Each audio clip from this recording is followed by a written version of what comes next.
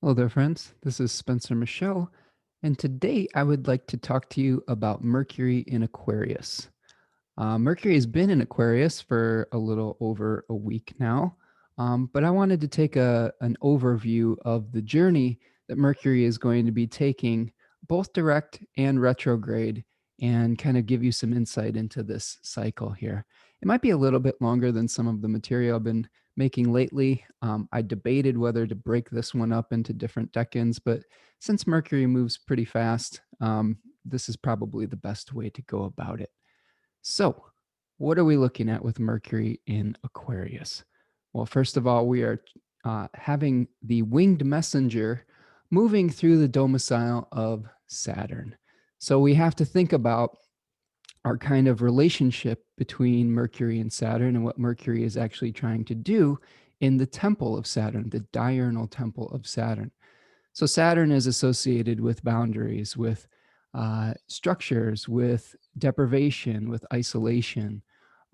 In this particular area where Saturn is hanging out in the first decan of Aquarius as well, we're trying to question some of the structures that we agree upon as a society as well, societal structures. So Mercury is a planet that likes to throw things into question. It was the cosmic lawyer in the courtroom where planets were giving witness and testimony on the fate of humanity. So we can think about this as a quality of questioning, destabilization, trying to cast doubt on wherever it is moving through. We can also think about it as increasing darkness and ambiguity. We really have to think about, we don't really get a stable experience when Mercury is moving through a particular area of the zodiac. So Mercury in this particular sign is going to be questioning some of the social structures that we agree upon as a society. And a lot of the times, those social structures are idealized agreements that we have with one another. So that's one of the things we're going to be looking at with Mercury in Saturn's sign. So I'm going to share my screen here and we'll take a look at the dates. We're going to take a look at a number of transits. I'm going to try to describe a few different things. Try to describe the decans of Aquarius briefly. I may do a longer treatment of those in the future. And we will kind of see if we can unpack all of this. It's going to be a lot of information in Mercurial style. So I'll try to bring it all together and unify it the best that I can. Okay, so let's just start off with the dates that we're going to be experiencing Mercury moving through Saturn's diurnal sign here, Aquarius. We're going to see Mercury ingress or move into the sign of Aquarius on January 8th, 2021 at about 7 o'clock in the morning Eastern Standard Time. And it will be spending a little bit longer than it normally would in this particular area of the zodiac because of its retrograde motion. It will be going and stationing retrograde on the 30th of January. So we'll break down what that means. We'll break down the Cazimi cycle when it's making a conjunction with the sun. We're going to be talking about Mercury being under the beams, emerging as the morning or the evening star, and what that means. We'll talk about Mercury's journey as a psychopomp, where it is escorting souls to the underworld. That phase is usually when Mercury is retrograde and coming into an inferior conjunction with the sun. So, what else? We're going to briefly touch on some fixed stars in Aquarius and kind of the meaning of the decans here. So we started off on the 8th of January, and we're going to see that retrograde on the 30th, and eventually Mercury is going to make its way to Pisces on the 15th of March 2021 at about 6:30 in the evening.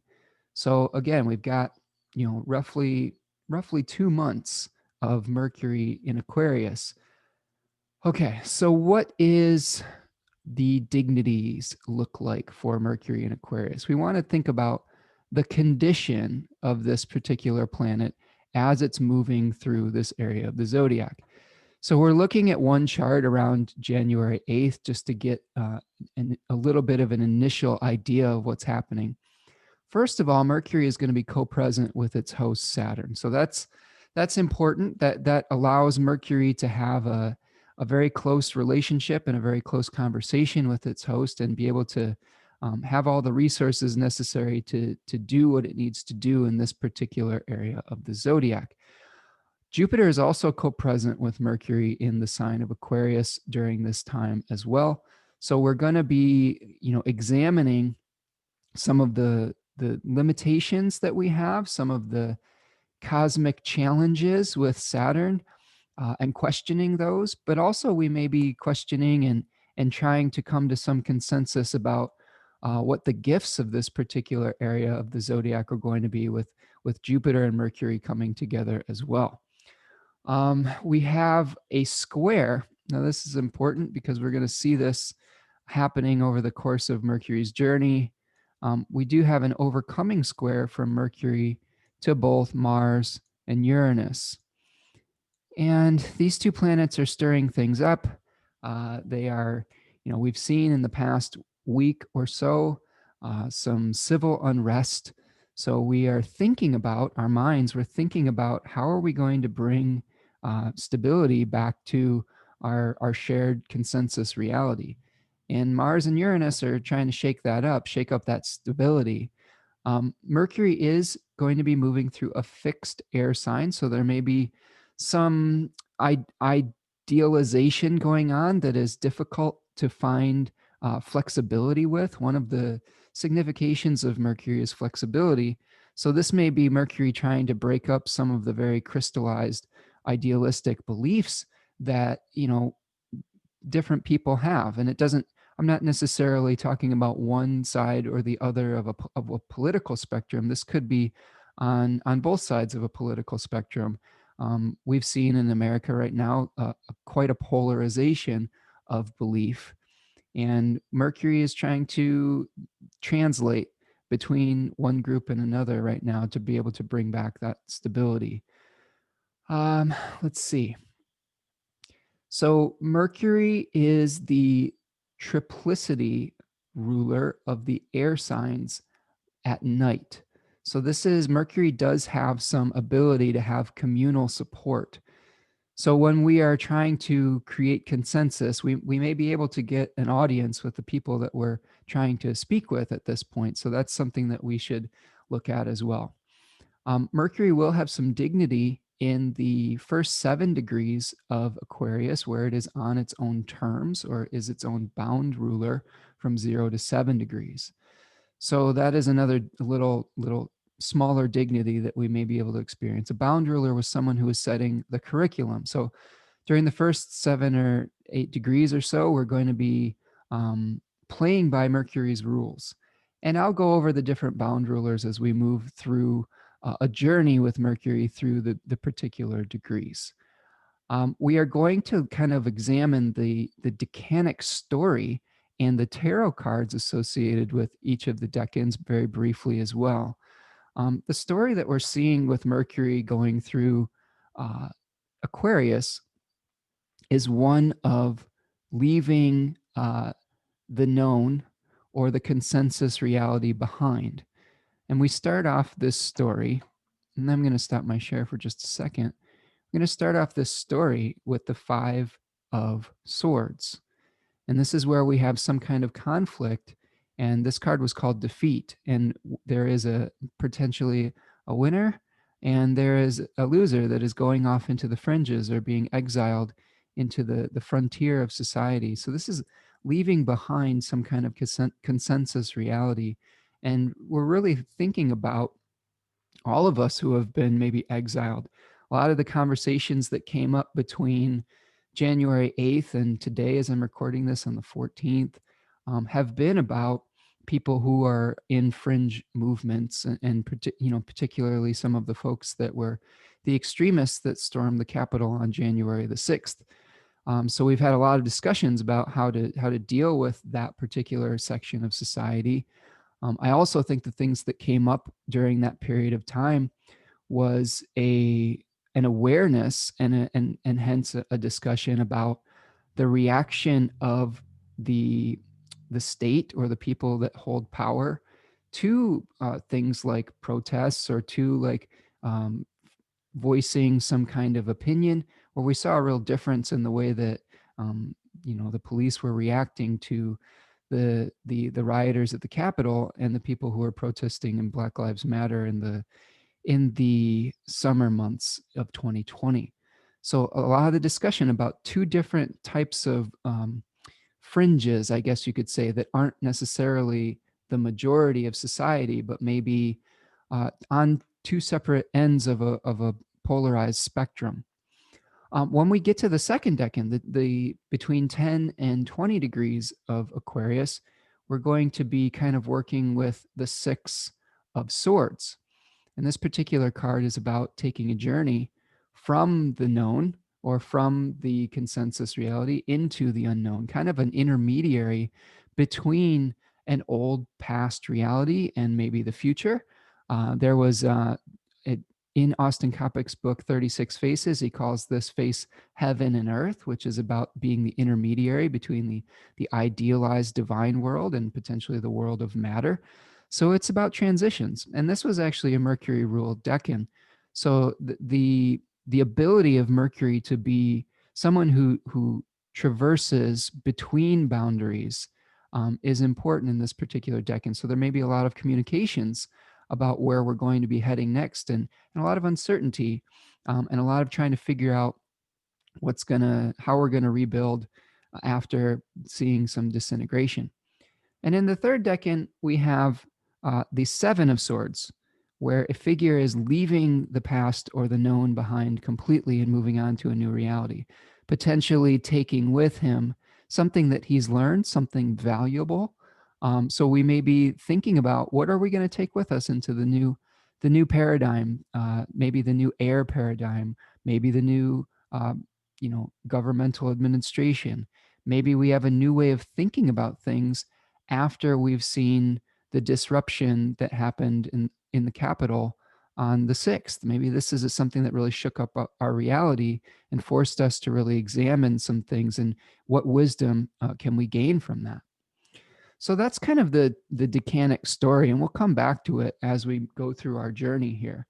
But in Austin Coppock's book 36 Faces, he talks about the first decan of Aquarius as being exiled to the frontier, the second decan being the dialogue between the periphery and the core, okay, or the establishment and the people that are exiled. And then in the third decan, finally leaving the known altogether. So we have this kind of movement throughout this particular area of the zodiac. So let's go back to our chart here. And we have, we're going to start with, we're going to go back in time a little bit, even though today is when I'm recording this is the 14th, but let's see where we've been.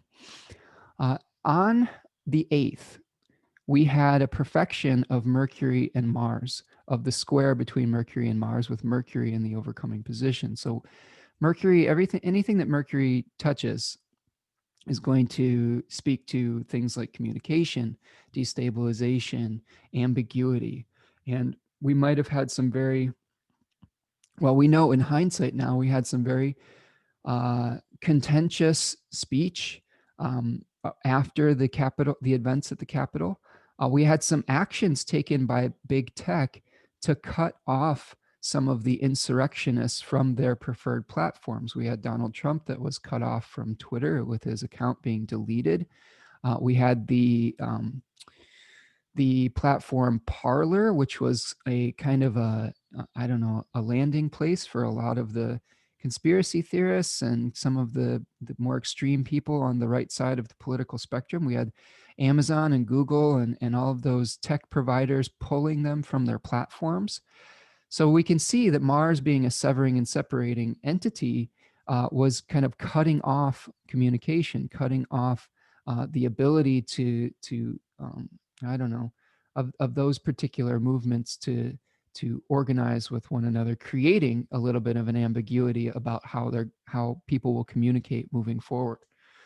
So we saw that on the 8th. On the 9th, if we move forward to the 9th, we had a conjunction between Mercury and Saturn.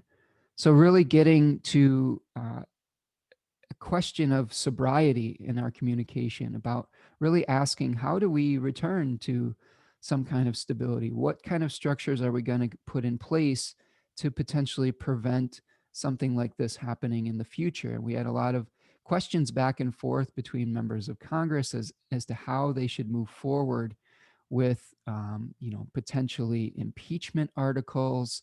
How are they going to raise security? This conjunction happened on a fixed star called Altair, or Altar, which is a fixed star in an eagle, that was kind of an eagle of Zeus, that was carrying his thunderbolts and carrying his weapons of retribution, I guess you could say. And there was a lot of conversation around this period of time of how much military we should have at the Capitol, what kind of safeguards are going to be put in place to make sure that there is stability moving forward. And yeah, I think that we saw that play out with trying to restore order through that. So Altair is a fixed star that speaks of boldness, military action, things of those nature. And we really had a sober look at uh, what types of safeguards we had in place for the lawmakers in our country that are protecting our democracy. And again, Mercury, being the cosmic lawyer who is questioning those things that keep people safe, and questioning some of the, like, the Capitol police officers that potentially could have been involved in this. That there was some talk of some of the people not necessarily doing their jobs when that was taking place, and maybe allowing some of the rioters to breach the Capitol. So again, we're cross-examining different witnesses, and on this particular day, the 9th, Mercury is kind of meeting up with Saturn and meeting with some of its limitations and trying to restore right proportion. I think this is the thing that we're going to see with Mercury moving through the entire sign of Aquarius, Saturn sign, is that Saturn has a unique role of being a star of Nemesis, and Nemesis was a deity that was kind of a punisher. It was trying to restore right proportion to the twists and turns of Tukey, or of fortune or chance. So we're by our actions, by discussing what punishments are going to be necessary, we're trying to restore social order. So there's a lot of ambiguity around social order right now, and that is part of the journey we're experiencing. All right, if we move forward to the 11th, January 11th, we see Mercury meeting up with Jupiter. And this was Monday of this particular week. And this may be where we saw, an introduction of some of the legislation that Congress wanted to pass, as far as articles of impeachment, getting some kind of, resolution passed about that. This could be where we're having some ideas about the future, where we're having an expansion of our ideas. This also could be a time where we're experiencing some grandiosity and some arrogance as well, with Jupiter and Mercury coming up. We may have just more ideas than we know what to do with.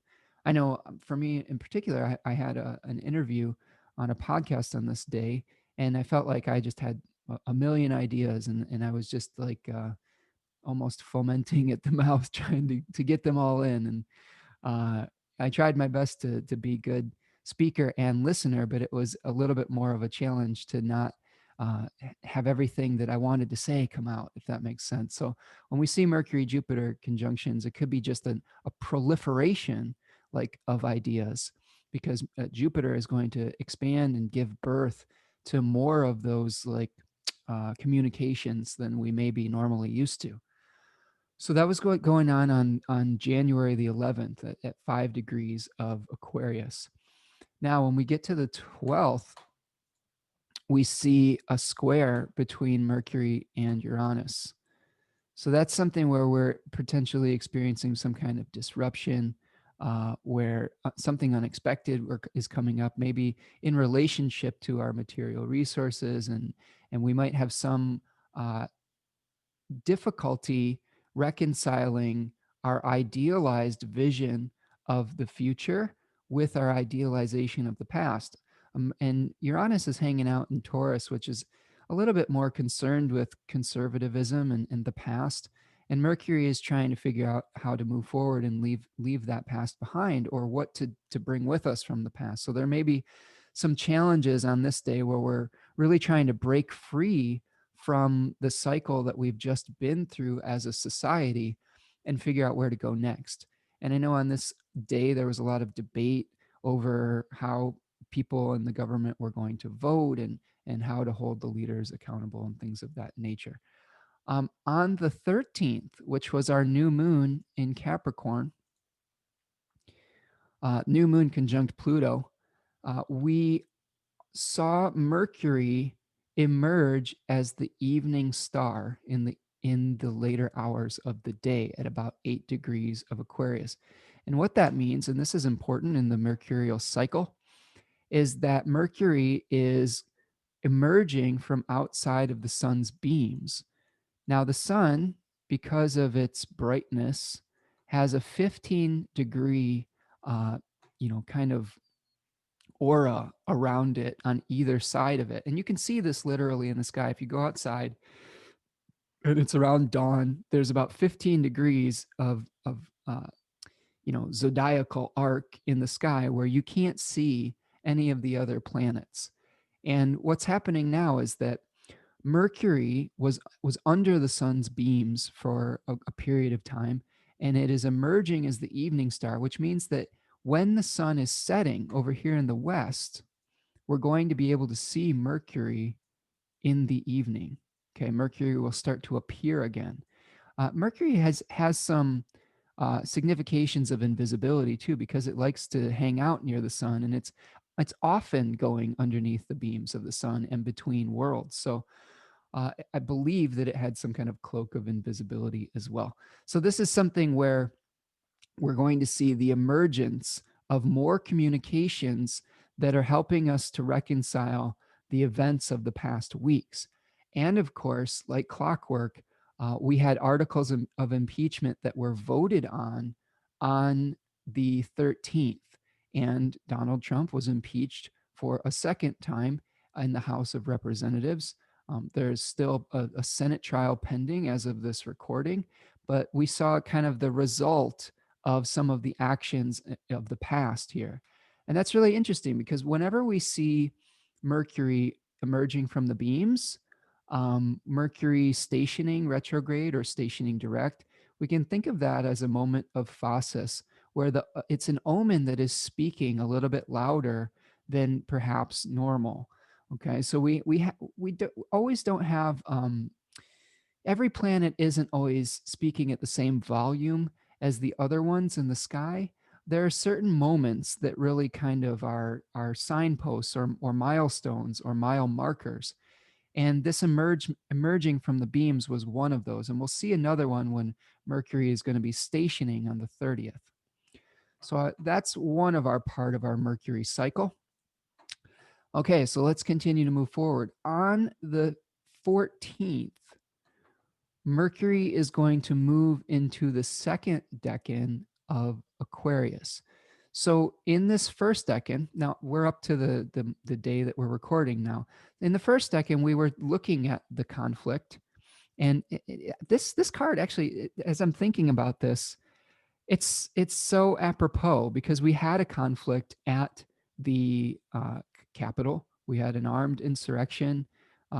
And we were basically picking up the pieces over this Mercury cycle through the first 10 degrees of Aquarius. Because if you think about it, on the 6th, when this happened, Mercury was moving through the final degrees of Capricorn. And then after that conflict, we're seeing some kind of defeat where it was not a successful overthrow of the government. And we had these folks that are going back into exile, and we're trying to pick up the pieces and deal with the fallout from that. So that was our experience of Mercury through the first decan of Aquarius. Now, as we move into the second decan of Aquarius, this is the transition period. This is the week before the presidential inauguration on the 20th. And Funnily enough, Mercury will transition into the third decan of Aquarius the day after the inauguration. So it's you can really see the demarcations of these different decanic placements play out too. I just think it's really quite literal sometimes. So if we really break down the symbolism of this card, we are moving from one reality to another.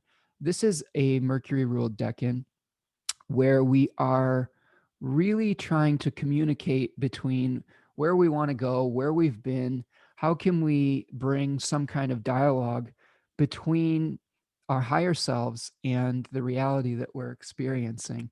So we're really trying to figure out how are we going to be prepared for this moving ahead, for this moving forward, for this transition that we're going to be experiencing. In the first decade, we were breaking with the herd and questioning mainstream thinking and questioning, you know, even some of the idealism of the exiled folks as well. In the second decade, Mercury, was also thought of as a patron of merchants. That you could see Mercury and merchant have a kind of a similar root in their word. So we have commerce, and any commerce is when we're like exchanging goods or exchanging ideas. So we have communication between the citizens, the establishment, and the exiled. Um, Mercury is fairly at home in this liminal space or this ambiguous in between state. So there we may be communicating or interpreting some kind of concrete actions that we want to take, uh, and having them be informed by the abstract idealism. So that's something to keep your eyes peeled for while Mercury moves to the second decan of Aquarius. Now, one interesting thing to note is when Mercury moves to about 11 degrees of Aquarius on the 15th, it will be entering its retrograde shadow. So, what that means is that this is an area that when Mercury retrogrades at about 26 degrees Aquarius, it's going to move backwards all the way to this point. So anything from the 15th forward is potentially up for review, is up for some kind of reexamination. We have to be extra careful that we kind of check all of our details, check all of our communications, because we may miss something important that we will have to reexamine when Mercury is recalling witnesses during the retrograde uh, motion. So think about retrograde as, you had a witness on the stand, but some new information has come to light, and um, that witness has to give new testimony, and some kind of new information potentially could come to light. So just keep your eyes peeled for that as we move through the second decan. Now, the second decan of Aquarius, Mercury, as he moves through it, there isn't really any particular exact aspects. And we're still dealing with the fallout from the conjunction with Saturn and Jupiter. We still have an overcoming square to Mars and Uranus, but no exact aspects. So if we move forward to the 21st, which is the day after Inauguration Day, we are going to experience uh, a few things. Mercury is going to be moving into the third decan of Aquarius. You can see here in my chart, it's about 19 degrees and 50 minutes. But, over the course of the day, it'll move into 20 degrees of Aquarius. So we'll be examining 20 to 30 degrees of Aquarius in that third decan. Now, in the third decan, we see the Seven of Swords. And in it, a figure is leaving behind the known completely. So he is, looking over his shoulder, maybe thinking about what he's leaving behind. He's got a handful of swords. He's leaving in secrecy. So there may be some kind of escape that we're seeing, a leaving behind of the past, instead of this negotiation between the past and the future that we saw in the second decan. Now, it's interesting that we could maybe track some of Donald Trump's movements with this too, because he is a Gemini sun. And Mercury really is connected quite strongly with Gemini suns. And a lot of the times we can see where someone's mind might be at if they are, heavily influenced with the sign of Gemini by Mercury's movements through particular areas. So this could be we're leaving behind that era for good. potentially just going off into exile. I think one of the interesting things that I was thinking about with this journey through Aquarius was likening it to Frodo's journey um, in The Lord of the Rings. And I'm not necessarily comparing Donald Trump to Frodo. I think that definitely that is not a that is not a one-to-one correlation. But we could be thinking of our American democracy and our American society as Frodo's journey at this point. And I think in the first decade, we're leaving the Shire. We're going into exile. We cannot return to a past. Even though Samwise and Frodo want to return to the Shire, there is you know nothing left for them there that they can return to without going through this change. There is a danger, there is a threat, some threat is imminent, and Frodo is given a great task to take the ring to Mordor. So we're seeing that leaving of behind, that conflict where the forces of Mount Doom came to the Shire and were trying to disrupt their peace. And in the second decade, we have Frodo's journey throughout uh, Middle Earth, trying to bring that ring to Mount Doom to be destroyed, to destroy a great evil, and to get to the other side where really, there's dangers when we're crossing.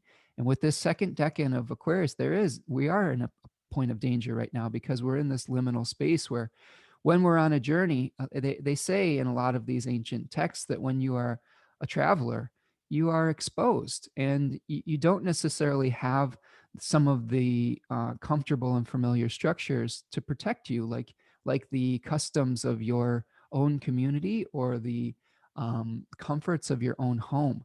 So it is a dangerous time when we're traveling, and we really have to be aware of our surroundings and follow the customs of the place that we're in so that we don't put ourselves in undue danger. And then as we get to the third deck, and if we can think about this with Frodo, I potentially could be where he's destroyed the ring and he is thinking about leaving Middle Earth for Valinor, the undying lands. He can't go back to the Shire. There's nothing for him there. He's been changed. He's not like the rest of the people anymore. He needs healing. He needs to leave that world behind because he has gone through something that has been almost a traumatic experience. So we may be experiencing that same feeling that Frodo felt after the completion of his journey, after this inauguration, where we have some trauma and we have some healing that we have to go through as a collective. And we may be questioning how to go about that. How do we heal as a community? How do we move forward? We can't go back to just whatever was called normal before, because that old reality doesn't exist anymore. And it may be a little bit frustrating.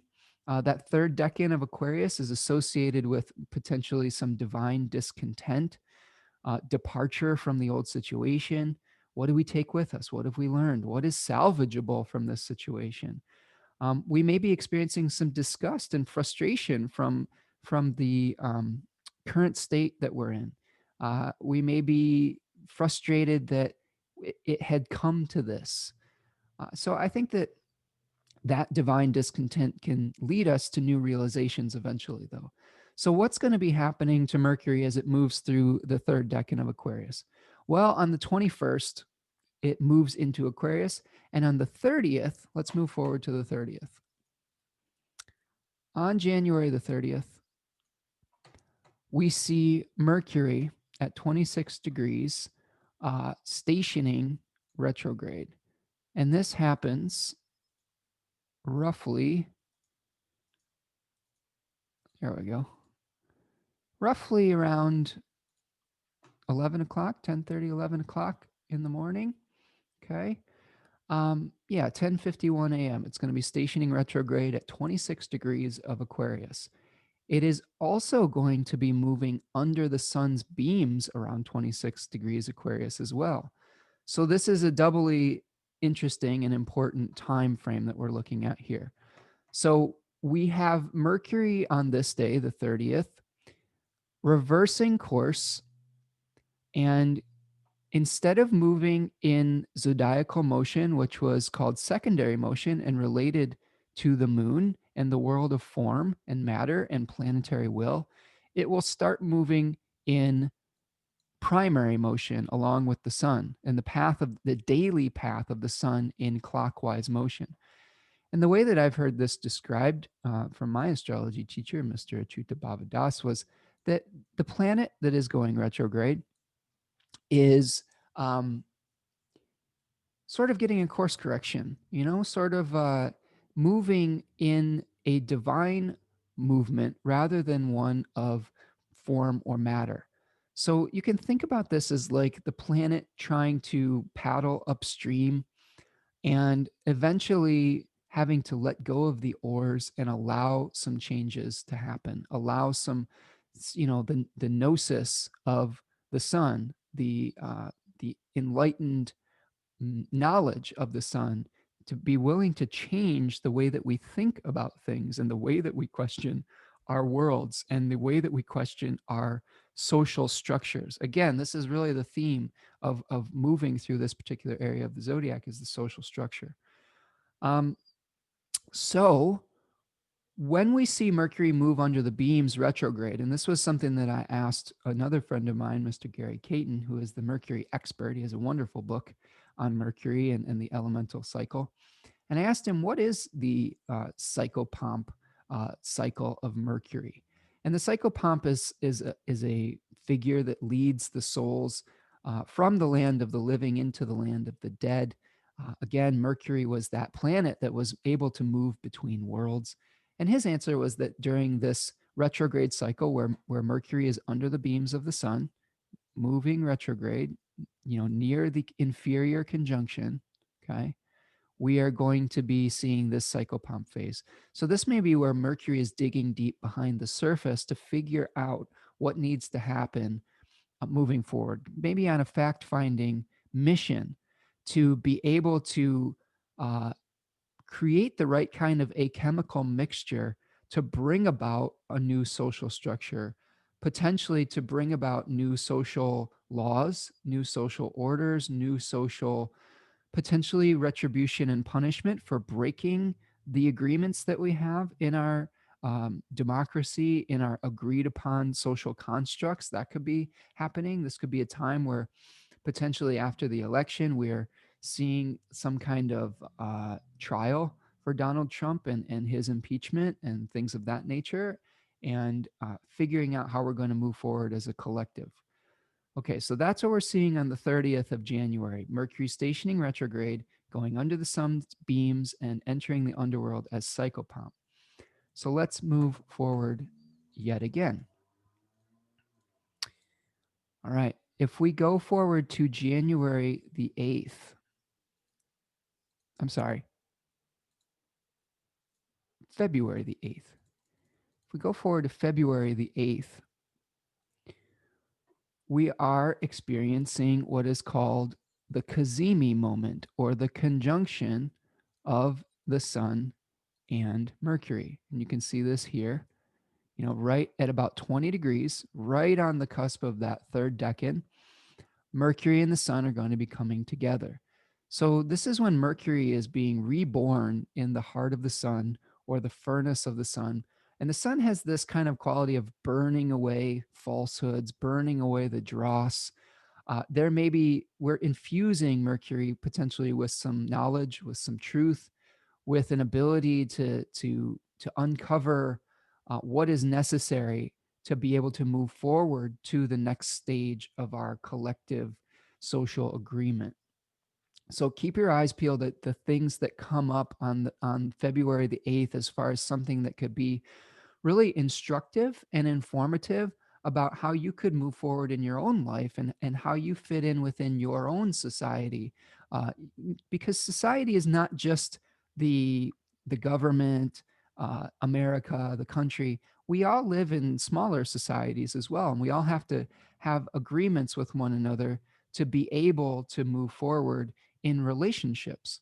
So this may be where we're thinking about our place within our greater communities, where we're hovering above our life, like the helicopter wide angle view in a movie, like the wide range shot.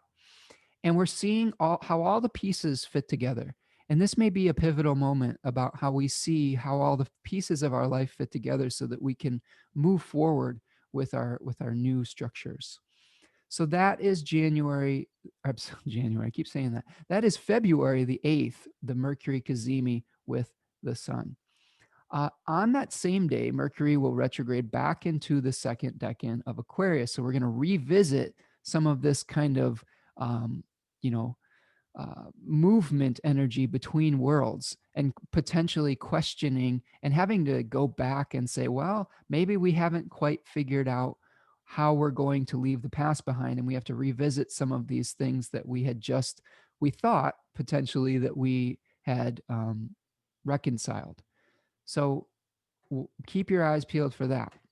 Now, as we move forward, we are going to be seeing another square between Mercury and Mars. Now, this is a repeat of the aspect that we had on January the 8th, okay, albeit from a different decanic position. So I have a feeling that there may be some arguments or some discussions, some contentious discussions on how to provide resources for the community. In the first decans, we had like the Five of Pentacles represented by Mars in the first degrees, and the Five of Swords with Mercury on January the 8th. On February the 10th, Mercury is going to be trying to transition in the second decan and having an interaction with Mars in the second decan of Taurus, which has to do with charity and generosity and things of that nature. So this could be some big arguments or some big discussions where we are trying to give resources to the people that are in exile right now, but there may be some challenges and difficulties with that. So I would keep your eyes out for that on the 10th. This may be another day where we're really having to watch how we speak with one another, and we may get fired up about these things and how we think we should be distributing resources, distributing vaccines, distributing medicines, how we should be organizing society.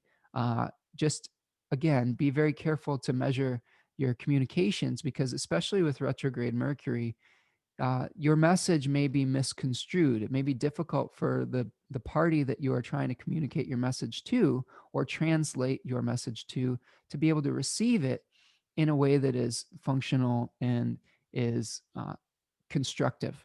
So that's something to watch out for on the 10th. All right, as we move forward, we're going to go to the 14th. On February the 14th, Valentine's Day, happy Valentine's Day, Mercury retrograde is going to be conjoining conjoining Jupiter. This is a position where we again may be feeling a proliferation of details. Here is Mercury and Jupiter conjoining.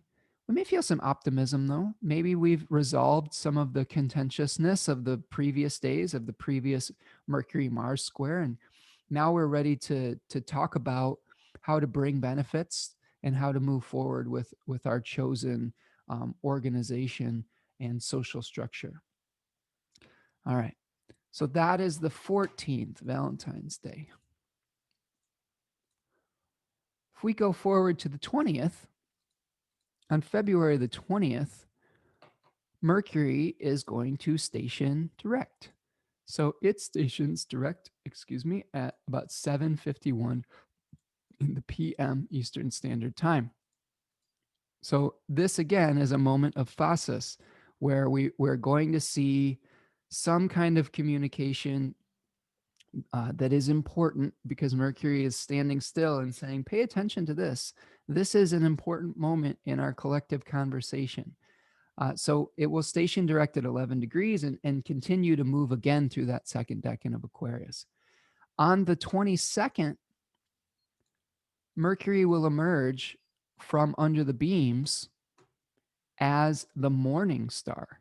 So you can see if I go back a few hours here, on my chart and put the sun on the horizon, that now you'll be able to see uh, Mercury on the horizon here. Um, hold on a second. That actually doesn't look right. Nope, that is not right. Disregard that. Well, let's see. When does it actually move out of the beams? Not that day. We have, there it is. It's roughly around here on February the 16th or so. Yeah, I had that a little bit mistaken in my notes. So Mercury's going to emerge from under the beams roughly around the 15th or the 16th, and it's going to be conjoining Jupiter around that same period of time. So that's actually pretty interesting. So maybe there will be something around the 14th or the 15th that is going to be good news, some kind of, something stabilizing that moves us forward. And especially now seeing that it's going to be a visible Mercury, I would imagine that that's going to be a pretty important few days, Monday the 15th. Okay, but we do see that Mercury will station direct on February the 20th. And that again is going to be another pivotal moment where we're going to start feeling like we can move forward with our mercurial functioning. The last aspect that Mercury is going to make is a direct conjunction with Jupiter again on March the 4th. So during this Mercury in Aquarius period, we have 2 squares with Mars and 3 conjunctions of Mercury with Jupiter. So, Mercury is really going to be having quite a conversation with Jupiter, trying to bring that positive testimony of Jupiter and trying to bring stabilization and balance back to the social agreement and the social conversation. Finally, on the 7th of March, Mercury is going to move into the 3rd decan of Aquarius again, and it's going to move through that 3rd decan without any aspects, without any hindrances, and help us to move forward to the new reality. And finally, on the 15th of March, Mercury moves into Pisces, which is its exile and its fall. So it's potentially some challenges around then, but we'll get to that when we get to that. We've got a whole month and some change to go with Mercury in this particular position. Okay, so let's talk a little bit about the I-Ching. As I did an I-Ching reading, and I wanted to unpack that for you. So the I-Ching is an ancient Chinese oracle where you toss coins or sticks and you get a hexagram. And there's broken or unbroken lines, and some of them are changing and some of them are not. So you get 2 hexagrams most often and a changing line. So the first hexagram is kind of where we're at. We have the changing lines showing where we are going, the transition, and then where we might end up with the next hexagram. So I pulled hexagram number 38, which is called opposition and contradiction as the first hexagram. And some of the questions that come up in Hilary Barrett's very good translation of the I Ching, she asks, what if the difference were not a threat? How can this tension be creative? How can you see eye to eye when you can't, if you can't see eye to eye, what can you see? I think this pretty much represents what we've been experiencing so far is a lot of differing opinions, a lot of different stories and narratives around our collective reality. We're seeing, this is something we've been going through as a community for quite some time, is that one event is experienced very differently by 2 different factions of society. And that's always true on some level. As human beings, we have these subjective consciousnesses that interpret the events that we experience. And perhaps what Mercury is trying to do is lend us some objectivity to these events and try to see what the truth is without, our very subjective worldviews. Now, again, we've had leadership that has cast us into very polarized subjective positions. And I think we really need to ask the questions, what is functional moving forward? That's the real question, not who is right, who is wrong, what are we doing as far as like all of this, but how can we restore a functional society and come to some kind of consensus so that we can move forward as a community? Because chaos doesn't really lend to a very good functioning society. So that's what we're seeing with this contradiction. Okay. So yeah, another note I had was seeing something differently when you look at the same exact scene. They also talk about fire and water not being able to mix with this hexagram. So in that position of opposition. Now, the changing lines, one of the phrases with the first changing line, number 2, was meeting a master in the home is not a mistake. Okay, so this is about being able to maintain a spirit of conciliation and compromise. So, some of the notes I wrote down for this is that you're meeting some kind of master or some kind of wise thing or idea outside of the limits of your understanding. So, because we were cast into this chaos, it may have cast some kind of light on the truth of our circumstance. And I said in my new moon in Capricorn video that a lot of the leadership was talking about how this isn't who we are type of thing with storming the Capitol and blobbity jobbity. And I, there are others that are offering the argument, and I tend to agree with them that maybe we have to acknowledge the reality of this type of energy in America, potentially motivated by white supremacy, by like, I don't know, some kind of desire to go back to a utopian, idealized society that never really existed. Um, that we have to acknowledge that that is part of the reality of our social fabric right now and how our society was built. That doesn't mean that everybody feels this way. It doesn't mean that we have to move forward under that belief system. But part of being able to um, rectify the mistakes of the past is acknowledging where we are at in the present. And if we just kind of sweep it under the rug and like say, no, this doesn't exist, this isn't who we are, that's not going to help lead to fixing it in the future. So only by acknowledging that this underbelly of corruption does exist will we be able to figure out the solutions moving forward. And maybe some of those solutions are calling some of those folks back in through compassion and love. Maybe it's through calling out through some punishment. I'm sure it will be a blend of both. Um, I do know that sometimes calling in can be more effective. Uh, but again, it's hard to negotiate with people who have taken such an extreme viewpoint.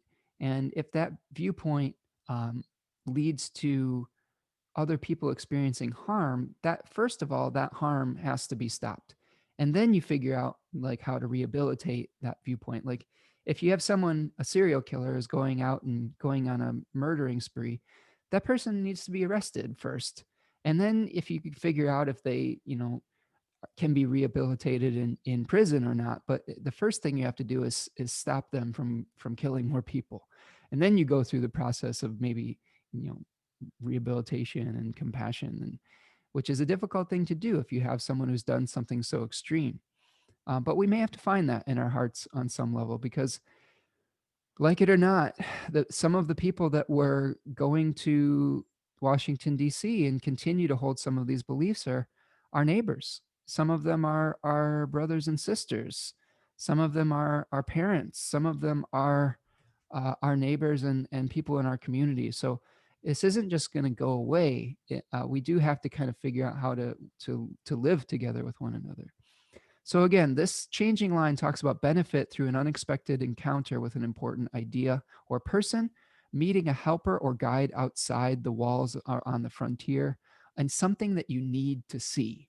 So again, I think we needed to see this as a community.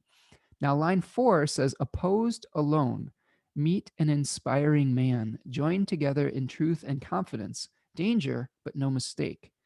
So the notes with this one were meeting inspiration through isolation, through our loneliness. Isolation can make us vulnerable, but can lead to connections. We can find affinity in the midst of opposition and isolation, and we can potentially use our sense of cooperation to lead to significant achievements. So even in this drama that is played out, and I'm focusing a lot on the drama of the Capitol, and I guess that that is appropriate because we're all stuck in isolation right now in our own little worlds, and we're in this period of time where that has taken on such weight because those actions will have butterfly effect repercussions for all of us at this point. And I do think that understanding that will help us understand our individual realities as well. So yeah, how can we come together and cooperate to figure out what we're going to do moving forward? Um, the hexagram that these changing lines were moving to was called nourishment, number 27. So the questions that come up with this: what would nourish you? How is hunger motivating you? If you accept this nourishment, who will you become? What information are you taking in? Is it serving you? What are you expressing? So this is about, I took this to mean regulating the information that you both take in and what you put out into the world. So in this new age, this new air age, um, a lot of the way that we feed ourselves is not necessarily through food or through material things. It is through ideas. So to be able to get healthy nourishment that is full of sustenance and vitamins, we have to figure out where we're taking things in. Just like eating a meal that is full of empty calories, if we are absorbing information that is full of falsehoods, that is not going to lead to a healthy mind. So we have to really examine our information, its source, whether it is rooted in truth or not, or whether it's rooted in falsehoods. We have to also regulate how we put our information out. One of the arguments that we've been seeing with, some of the Mercury cycle here, especially with the squares with Mars, is it was Donald Trump's Twitter account being shut down and Parler and all these things. Is that a threat to free speech moving forward? And I do think that that is a good question to ask. I do disagree with thinking that free speech means that you can say whatever you want. And yes, I think that there is uh, rightful questioning as far as where is the line. But here's where I think the line is, and we do have to establish where the line is. I think that free speech was something that was related to speaking out about, being able to question your government and being able to like have kind of like, dissent. I think that's the essence of free speech. Now, there is a difference between expressing dissent and inciting violence and planning to murder people. I think that's the line. You can say, I don't agree with this lawmaker, and I think we should do this instead. That's free speech. Free speech does not incorporate, I'm going to go to the Capitol and hang this lawmaker. That's not free speech. That's a hate crime. So I think that once we establish that line of what is appropriate and what isn't, um, that's going to be important for how we have these conversations moving forward. And we have a large faction of our society right now that has really gotten sucked into trying to find nourishment in things like conspiracy theories, where there are a lot of empty calories. And on some level, I have compassion for some of these folks because there is an overlap, I think, with some of the, I guess, more new age community where we've sort of made a habit of questioning our systems and realizing that there is more behind the facade of reality than we accept as a society. And that is true. Being someone of a spiritual bent, you do start to understand that there is more to reality than just what you see, hear, touch, or feel. But that can also be taken to an extreme where we question everything that we touch, feel, hear, and see. And that leads to some kind of schism where we aren't necessarily in reality at all anymore. And the key is like balancing out our sensory information with some form of conformity. We do have to conform on some level just to have a functional society. I mean, Saturn being ruling Aquarius and thinking about the boundaries of a society, that's what makes a functional society, is some healthy boundaries sometimes.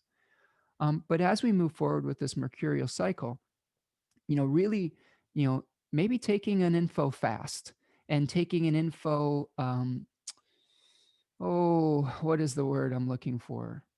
A an accountability type of what.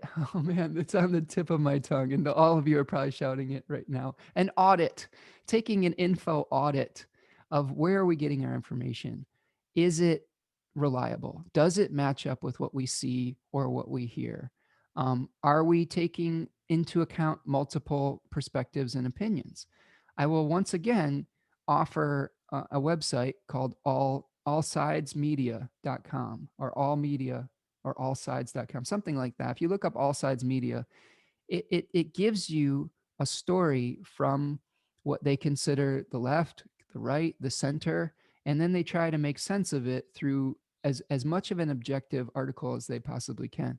And that's actually really valuable just to see how a particular event can get twisted through our own subjective belief system. And I think that right now, that's a really important thing because if you aren't understanding where everyone's coming from, it's very difficult to try to become objective. So, regulating the source of information that you're taking in, and also just regulating what's coming out of your mouth. Uh, you don't have to go to war with every single person that you disagree with. Um, you don't have to um, post every single article that may be uh, creating fear.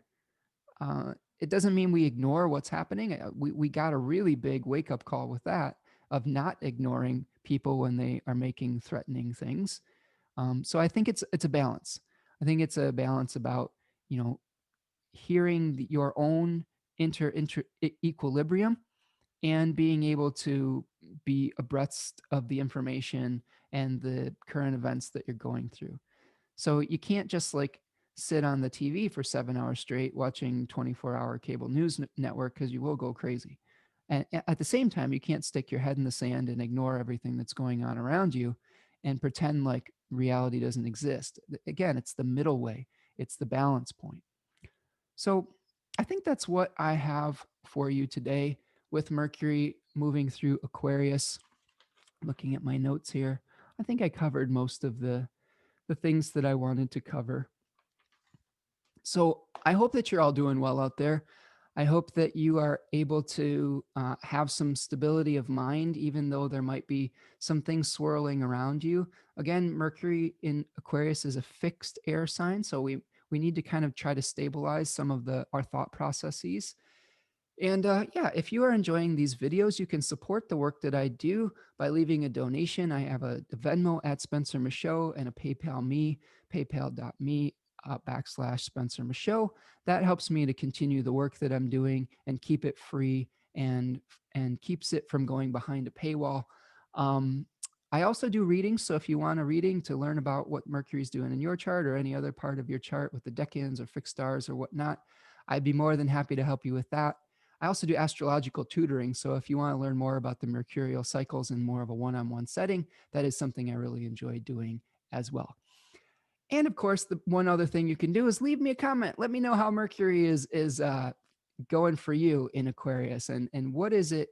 What questions is it bringing up? Mercury is about questions. What has been cast into doubt that has led you to maybe think outside the box and led you to potentially have some new ideas that you might not have had your reality stayed stable or the same. So anyway, that's what I've got, folks. And I will see you the next time. Be kind to one another. Peace.